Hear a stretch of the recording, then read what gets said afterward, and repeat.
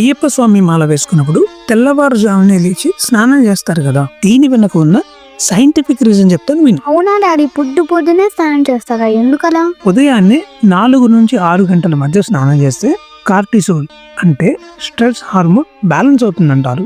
Anxiety కూడా తగ్గుతుంది. ఇంకా ఉదయాన్నే కూల్ వాటర్, ఫ్రెష్ ఎయిర్ వల్ల సెరిటోనిన్ అనే హ్యాపీ హార్మోన్ పెరుగుతుంది. మన మూడ్ సూపర్ ఫ్రెష్ అవుతుందంట. ఇంకా ఇలా ఉదయాన్నే స్నానం చేయడం వల్ల ఇమ్యూనిటీ పెరుగుతుంది. ఉదయం నీరు బాడీ టెంపరేచర్ ని స్టేబుల్ చేస్తుందంట. బ్లడ్ సర్క్యులేషన్ ఇంప్రూవ్ అవుతుందంట. సింపుల్ గా చెప్పాలంటే ఉదయాన్నే స్నానం చేయడం వల్ల బాడీ క్లాక్ పర్ఫెక్ట్ గా సెట్ అవుతుంది.